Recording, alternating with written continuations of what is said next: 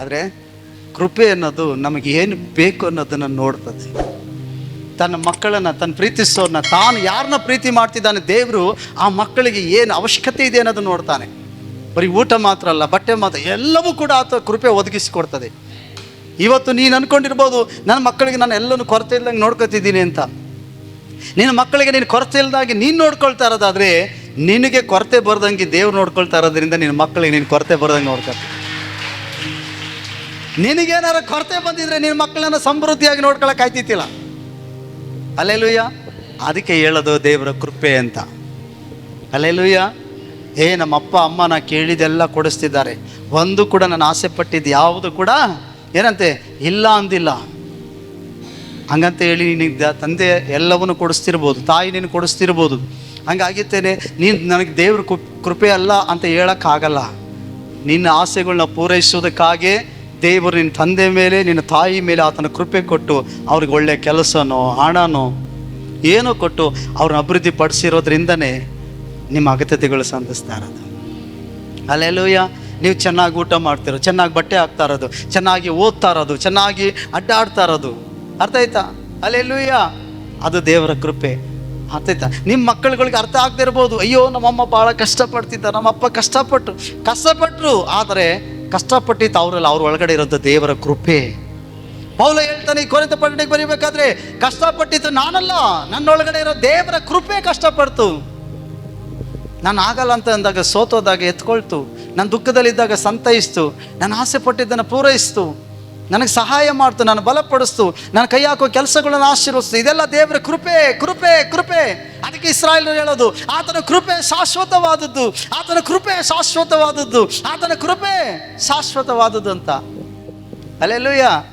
ಅರ್ಥ ಆಯ್ತಾ? ನಿಮ್ಮ ಮೇಲೆ ದೇವರ ಕೃಪೆ ಶಾಶ್ವತವಾಗಿದೆ. ಕರ್ತನು ತನ್ನ ಕೃಪೆಗೆ ತಕ್ಕಂತೆ ನಮ್ಮ ಅಗತ್ಯತೆಗಳು ಸಂಧಿಸಿ ನಡೆಸ್ತಿದ್ದಾನೆ. ಅಲ್ಲೇಲೂಯ. ಕೃಪೆ ಅನ್ನೋದು ಅಗತ್ಯತೆಗಳನ್ನ ಪೂರೈಸ್ತದೆ. ಅಲ್ಲೇಲೂಯ.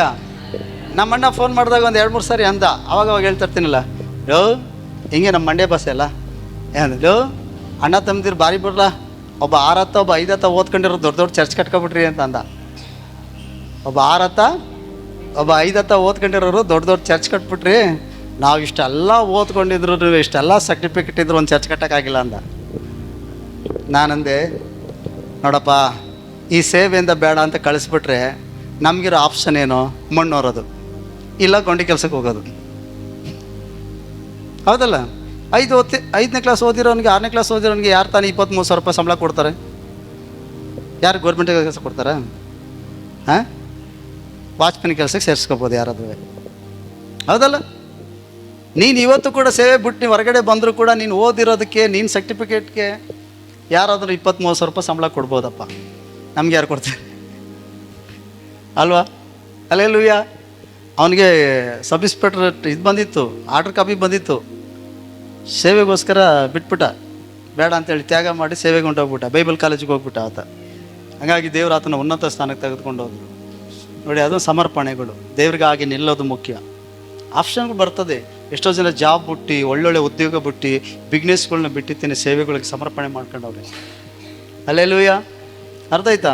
ಆ ಕರೆಗೆ ಒಪ್ಪಿಸಿಕೊಡ್ಬೇಕು, ಆ ಕರೆಗಳಿಗೆ ಕಿವಿ ಕೊಡ್ಬೇಕು ಅಷ್ಟೇ. ಅರ್ಥ ಆಯ್ತಾ?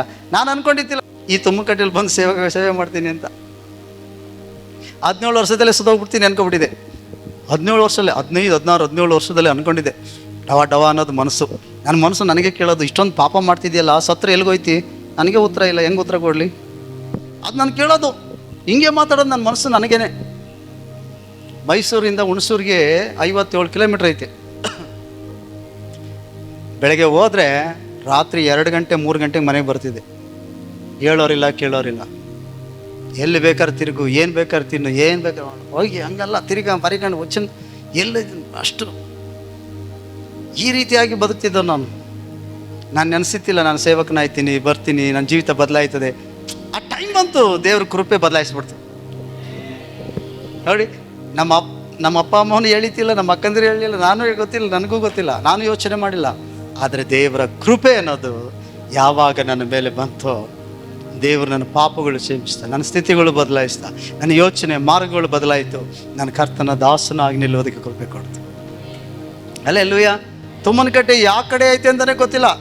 ತುಮ್ಮನಕಟ್ಟೆ ಯಾವ ದಿಕ್ಕಲ್ಲಿ ಐತೆ, ಯಾವ ಜಿಲ್ಲೆ ಒಳಗಡೆ, ಹಳ್ಳಿಲಿ ಬರ್ತದೆ, ತಾಲೂಕಲ್ಲಿ ಒಳಗಡೆ ಬರ್ತದೆ ಅಂತಲೂ ಗೊತ್ತಿಲ್ಲ. ಈಗ ಪ್ರೇಯರ್ ಬಂದ ಮೇಲೆ, ದೇವಸ್ವಾಮಿ ನಂಬಂದ ಮೇಲೆ ನಮ್ಮ ರಾಜ್ಯದಲ್ಲಿ 31 ಜಿಲ್ಲೆಗಳೈತೆ ಅಂತ ಗೊತ್ತು. ಅದಕ್ಕಿಂತ ಮುಂಚೆ ನಮ್ಮ ರಾಜ್ಯದಲ್ಲಿ ಎಷ್ಟು ಜಿಲ್ಲೆಗಳೈತೆ ಅಂತಲೂ ಗೊತ್ತಿಲ್ಲ, ತಾಲೂಕು ಗೊತ್ತಿಲ್ಲ. ಅದರಲ್ಲಿ ಗ್ರಾಮ ಇರಲಿ, ಈ ತುಮ್ಮನಕಟ್ಟೆ ಗ್ರಾಮ ಎಲ್ಲಿ ಅಪ್ಪ ಯಾರಿಗಪ್ಪ ಗೊತ್ತಾಗಬೇಕು? ಯೋಚನೆ ಮಾಡಿ. ಆದರೆ ಕೃಪೆ ಒಂದು ದಿನ ಬಂತಲ್ಲ, ಆ ಕೃಪೆ ಕೈ ಹಿಡ್ದು ಏನು ಮಾಡ್ತು, ತಗೊಂಡು ಬಂದು ತುಮ್ಮನಕಟ್ಟೆಯಲ್ಲಿ ನೆನೆಸ್ಬಿಡ್ತು. ಹಲ್ಲೆಲೂಯಾ. ಆಗ ನೋಡ್ತೀನಿ ಮ್ಯಾಪ್ಗಳು, ಆವಾಗ ಅರ್ಥ ಆಯಿತು, ಓಹೋಹೋ ಇದು ಹಾವೇರಿ ಜಿಲ್ಲೆ, ಇದು ರಾಣಿಬೆನ್ನೂರು ತಾಲೂಕು. ಸ್ತೋತ್ರ, ಹಲ್ಲೆಲೂಯಾ. ಅದರಲ್ಲಿ ಲಾಸ್ಟ್ನೇ ಬಾರ್ಡ್ರ್ ಇದು ತುಮ್ಮನಕಟ್ಟೆ. Price the lord. ದೇವರ ಕೃಪೆ ಅನ್ನೋದು ಯೋಗ್ಯತೆ ಇಲ್ಲದವರಿಗೆ ಆ ಯೋಗ್ಯತೆನ ಕೊಡೋದೇ ದೇವ್ರ ಕೃಪೆ. ನಾವೆಲ್ಲ ಇದಕ್ಕೆಲ್ಲ ಯೋಗ್ಯತೆ ಇಲ್ಲ, ಆದರೆ ಅದನ್ನು ಕೃಪೆ ನಮ್ಮನ್ನು ಯೋಗ್ಯರಾಗಿ ನಿಲ್ಲಿಸೈತಿ. ಅದಕ್ಕೆ ಹೇಳಿದ್ದು, ನಿನ್ನ ಸ್ವಭಾವಗಳು ನೋಡಿದ್ರೆ ಯಾರು ಇಷ್ಟಪಡಲ್ಲ, ಆದರೆ ಇವತ್ತು ಇಷ್ಟಪಡ್ತಿದ್ದಾರೆ, ಪ್ರೀತಿಸ್ತಿದ್ದಾರೆ, ನಮಗಾಗಿ ಪ್ರಾರ್ಥಿಸ್ತಿದ್ದಾರೆ, ನಮ್ಮನ್ನು ಸ್ವೀಕರಿಸ್ಕೊಳ್ತಿದ್ದಾರೆ, ನಮ್ಮ ಮಾತುಗಳು ಕೇಳ್ತಿದ್ದಾರೆ ಅಂದ್ರೆ ಅದು ದೇವರ ಕೃಪೆ, ದೇವರು ಅನುಗ್ರಹಿಸಿದಂಥ ದೇವರ ಕೃಪೆ. ನಿಮ್ಮ ಸೌಂದರ್ಯನೋ, ನಮ್ಮ ಒಳ್ಳೆತನನೋ, ಬಲನೋ, ಅಥವಾ ಏನೋ ಆಸ್ತಿನೋ ಏನೋ ನೋಡಿಲ್ಲ, ಎಲ್ಲ ದೇವರ ಕೃಪೆ. ಅದಕ್ಕಾಗಿ ನಾವು ಹೇಳಬೇಕು, ದೇವರೇ ನನಗೆಲ್ಲವೂ ಕೊಟ್ಟಿದ್ದು ನಿನ್ನ ಕೃಪೆ, ನಿನ್ನ ಕೃಪೆ, ನಿನ್ನ ಕೃಪೆ, ನಿನ್ನ ಕೃಪೆ, ನಿನ್ನ ಕೃಪೆ ಅಂತ ಹೇಳಬೇಕು. ನಮಗೆಲ್ಲ ನಿನ್ನ ಕೃಪೆ ಸ್ವಾಮಿ. ಹಲ್ಲೆಲೂಯಾ. ಈ ಮಕ್ಕಳು ಕೊಟ್ಟರೆ ನಿನ್ನ ಕೃಪೆ ಸ್ವಾಮಿ, ಈ ಗಂಡ ನಿನ್ನ ಕೃಪೆ, ಈ ಹೆಂಡತಿ ನಿನ್ನ ಕೃಪೆ, ಈ ತಂದೆ ತಾಯಿ ನಿನ್ನ ಕೃಪೆ ಸ್ವಾಮಿ, ಈ ಮನೆ ನಿನ್ನ ಕೃಪೆ ದೇವರೇ, ನನಗೆ ಕೊಟ್ಟಂದು ಎಲ್ಲ ನಿನ್ನ ಕೃಪೆ. ಎಲ್ಲ ಹಿಂಗೆ ಹೇಳಲ್ಲ, ದೇವ್ರನ್ನ ಸ್ತುತಿಸಲ್ಲ. ಕೆಲವರು ದೇವ್ರ ಉಪಕಾರ ನೆನೆಸಲ್ಲ. ಇದು ನಮ್ಮ ಪ್ರಯಾಸ, ಇದು ನಮ್ಮ ಗಂಡ ಸಂಪಾದನೆ ಮಾಡಿದ್ದು, ಇದು ನಮ್ಮ ಅಪ್ಪ ಅವರ ಸಂಪಾದನೆ ಮಾಡಿದ್ದು, ಇದು ನಮ್ಮ ಮುತ್ತಾತ ಸಂಪಾದನೆ ಮಾಡಿದ್ದು, ಇದು ಅವ್ರು ಇಟ್ಟಿತ್ತು, ಇವ್ರು ಇಟ್ಟಿತ್ತು. ದೇವ್ರ ಕೃಪೆ ನಿನಗೇನು, ದೇವ್ರ ಕೃಪೆ ಇಲ್ಲ ಅಂದಿದ್ರೆ ಅವು ಯಾವುದು ಸಿಗ್ತಿತ್ತಿಲ್ಲ ನಿಮಗೆ. ಹಲ್ಲೆಲೂಯಾ. ದೇವರ ಕೃಪೆನೇ ನಮಗೆಲ್ಲವೂ ಕೈಗೇನೋ ಸಿಕ್ಕೈತೆ, ನಾವು ಅನುಭವಿಸ್ತಿದ್ದೀವಿ ಅಂತಂದರೆ. ಹಲ್ಲೆಲೂಯಾ. ಯೋಚನೆ ಮಾಡಿ ಅಲ್ವಾ? ದೇವರ ಕೃಪೆ ನಿಮಗೆ ಕೊಟ್ಟಿದೆ. ಅದಕ್ಕಾಗಿ ದೇವರು ನಿನಗೇನು ಕೊಟ್ಟಿದ್ದಾನೆ ಅನ್ನೋದು ಯೋಚಿಸು, ಏನು ನಿನಗೆ ದೇವ್ರಿಗೆ ಮಾಡಿದ್ದಾನೆ ಅನ್ನೋದು ಯೋಚಿಸು. ದಾವೀದನೇನು ಹೇಳ್ತಾನೆ, ನಿನ್ನ ಕೃತ್ಯಗಳು ನನಗೆ ಆಶ್ಚರ್ಯಕರವಾಗಿವೆ, ನನ್ನ ಹೃದಯವು ಚೆನ್ನಾಗಿ ಗ್ರಹಿಸಿಕೊಂಡಿದೆ ಅಪ್ಪ. ದೇವರ ಮಂಜುಷವನ್ನು ದೇವನಗರಕ್ಕೆ ತೆಗೆದುಕೊಂಡು ಬರ್ತಾ ಇರ್ತಾನೆ. ಆಗ ದೇವನಗರಕ್ಕೆ ಬರುವಾಗ ಕುಣಿತಾ ಇರ್ತಾನೆ. ಕುಣಿತಾ ಕುಣಿತಾ ಪವಿತ್ರಾತ್ಮನ ಭರಿತನಾಗಿ ಅವನ ಮೈ ಮೇಲೆ ಬಟ್ಟೆನೇ ಬಿದ್ದೋಯ್ತದೆ. ರಾಜ ವಸ್ತ್ರನೇ ಇರೋಕ್ಕಿಲ್ಲ, ಹಾಗೆ ಮೈ ಮರೆತು ದೇವ್ರನ್ನ ಆರಾಧನೆ ಮಾಡ್ತಾ ಬೀದಿಲಿ ಕುಣ್ಕೊಂಡು ಮಂಜುಷ್ ಪೆಟ್ಟಿಗೆ ಮುಂದೆ ಬರುವಾಗ ಅರಮನೆಯಿಂದ ರಾಣಿ ನೋಡ್ತಾಳೆ. ಸೌಲನ ಮಗಳು ಮೀಕಾ ಅಂತ ಹೆಸರು, ಅವಳು ನೋಡ್ತಾಳೆ. ಎಲ್ಲರನ್ನ ಆಶೀರ್ವಾದ ಮಾಡಿ ಒಳಗಡೆ ಹೋದಾಗ ಆಡ್ಕೋತಾಳೆ. ಏನಂತಾಳೆ ಗೊತ್ತಾ? ಇವತ್ತು ರಾಜ್ಯ ಎಷ್ಟು ಕನಿಷ್ಠನಾಗಿ, ಎಷ್ಟು ನೀಚನಾಗಿ ನಡ್ಕೊಂಡ ಅಂತಂದರೆ ಅವನಿಗೆ ಗೊತ್ತಿಲ್ವೇನು. ಯಾಕಂದರೆ ಒಬ್ಬ ರಾಜ್ಯ ಅಂಥ ಸ್ಥಾನದಲ್ಲಿ ಕೂತ್ಕೊಂಡ್ರೆ ಇವತ್ತು ಜನರ ಮಧ್ಯದಲ್ಲಿ ಮೈ ಮೇಲೆ ಬಟ್ಟೆ ಇಲ್ದಂಗೆ ಆತನು ಕುಣಿತಿದ್ದಾನಲ್ಲ ಅಂತ ನೋಡಿ ಅಸಹ್ಯಪಟ್ಲು. ಅದಕ್ಕೆ ದಾವೀದ ಹೇಳ್ತಾನೆ, ನನ್ನ ಕುಟುಂಬ ಕನಿಷ್ಠವಾದದ್ದು, ಯೋಗ್ಯತೆ ಇಲ್ಲದ್ದು, ನಮ್ಮ ವಂಶದಲ್ಲಿ ಯಾರು ಕೂಡ ರಾಜರಿಲ್ಲ. ಕುರಿಯಿಂದೆ ಹೋಗ್ತಿದ್ದನು, ಕುರಿ ಕಾಯ್ತಿದ್ದ. ನನ್ನನ್ನು ದೇವರು ಆಶೀರ್ವಾದ ಮಾಡಿ ನನ್ನನ್ನು ಅರಸನಾಗಿಟ್ಟಿದ್ದಾನೆ. ಅವನು ಮುಂದೆ ನಾನು ಇನ್ನೂ ಹುಚ್ಚನಾಗಿ, ಇನ್ನೂ ಬೆತ್ತಲೆಯಾಗಿ, ಇನ್ನೂ ಕೂಡ ತಗ್ಗಿಸಿಕೊಂಡು ಕುಣಿಯೋದಕ್ಕೆ ನಾನು ನಾಚಿಕೊಳ್ಳಲ್ಲ ಅಂತ ಹೇಳ್ತಾನೆ. ಅದಕ್ಕೆ ಹೇಳೋದು ದಾವೀದ, ನಿನ್ನ ಕೃತ್ಯಗಳು ನಾನು ಚೆನ್ನಾಗಿ ಗ್ರಹಿಸ್ಕೊಳ್ತೈತೆ ನನ್ನ ಹೃದಯ ಅಂತ. ಹಲ್ಲೆಲೂಯಾ. ನೀನು ಇವತ್ತು ಹಿಂಗಿರೋ ಕಾರಣ ನಿನ್ನ ಭಕ್ತಿ ಅಲ್ಲ. ನಾವು ಹಿಂಗಿರೋ ಕಾರಣ ನಿನ್ನ ಪ್ರಾರ್ಥನೆ ಜೀವಿತ ಅಲ್ಲ, ಅಥವಾ ನಾವು ಕೊಡುವಂಥ ಕಾಣಿಕೆ ಅಲ್ಲ.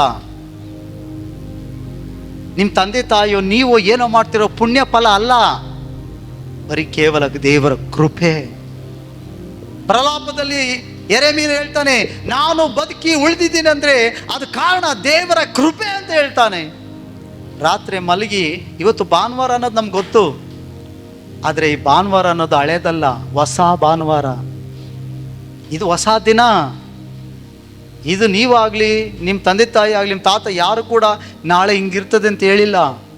ಇದು ಹೊಸ ದಿನ. ರಾತ್ರಿ ಮರಣದ ಹಾಸಿಗೆಯಲ್ಲಿ ಮಲಗದು ಎಷ್ಟೋ ಜನ ಈ ಹೊಸ ದಿನ ಕಾಣದೆ ಹಂಗೆ ಹೋಗ್ಬಿಟ್ಟವ್ರೆ. ಆದರೆ ನೀನು ಈ ಹೊಸ ದಿನವನ್ನು ಎದ್ದು ನೋಡ್ತಾ ದೇವರನ್ನು ಸೇವಿಸ್ತಾ ಆರಾಧಿಸ್ತಿದ್ದೀವಿ, ಜೀವತರ ಸಂಖ್ಯೆಯಲ್ಲಿ ಇಟ್ಟಿದ್ದೀವಿ. ಇದಕ್ಕೆ ಹೇಳೋದು ದೇವರ ಕೃಪೆ ಅಂತ. ಹಲ್ಲೆಲೂಯಾ. ಈಗ ರಾತ್ರಿ ಹೋಗಿ ಮಲಗ್ತೀವಿ, ನಾಳೆ ಬೆಳಗ್ಗೆ ಸೋಮವಾರ, ಅದು ನಾಳೆ ಅನ್ನೋದು ಹೊಸ ದಿನ. ನಾಳೆ ದಿನ ನಾನು ನೀವು ಎದ್ದು ಜೀವಿತವಾಗಿ ಈ ಭೂಮಿಯನ್ನು, ಈ ಜಗತ್ತನ್ನು ನೋಡ್ತೀವಿ ಅಂತ ಅಂದರೆ ಅದು ದೇವರ ಕೃಪೆಯಾಗಿರ್ತದೆ. ಅದಕ್ಕೆ ವಾಕ್ಯ ಹೇಳ್ತದೆ, ನಾವೊಂದು ಕಾಲನ್ನು ಎತ್ತಿ ಇನ್ನೊಂದು ಕಡೆ ಇಡುವುದೇ ದೇವರ ಕೃಪೆ. ಹಲ್ಲೆಲೂಯಾ. ಅರ್ಥ ಆಯ್ತಾ? ನಮ್ಮ ಬಾಯಲ್ಲಿ ಒಂದು ಶಬ್ದ ಹೊರಗಡೆ ಬರೋದು ದೇವರ ಕೃಪೆ. ನಾವು ಕೈಯಲ್ಲಿ ಮುಟ್ಟೋದಾಗಲಿ, ಅನುಭವಿಸೋದಾಗಲಿ, ಈಸ್ಕೊಳ್ಳೋದಾಗಲಿ, ಊಟ ಮಾಡೋದಾಗಲಿ, ಅದೆಲ್ಲ ದೇವ್ರ ಕೃಪೆ ಆಗಿರ್ತದೆ. ದೇವರ ಕೃಪೆ ಇಲ್ಲ ಅಂದರೆ ಏನಿಲ್ಲ. ಎಷ್ಟೋ ಜನಕ್ಕೆ ಎಲ್ಲನೂ ಇರ್ತದೆ, ತಿನ್ನಕ್ಕೆ ಬಾಯೇ ಕೊಟ್ಟಿರಾಗಲ್ಲ. ತಿನ್ಬೇಡ್ರಿ ಅಂತಾರೆ. ತಿಂದರೆ ಅಯ್ಯೋ ನಂಗೆ ಆರಾಮಿಲ್ಲ, ತಿನ್ನ ಮುಗಿದೈತಾ? ಎಲ್ಲ ಇರ್ತದೆ, ನೆಮ್ಮದಿನೇ ಇರೋಕ್ಕಿಲ್ಲ, ನಿತ್ಯನೇ ಬರೋಕ್ಕಿಲ್ಲ. ಹಲೋ, ಎಲ್ಲಿದ್ದೀರಾ?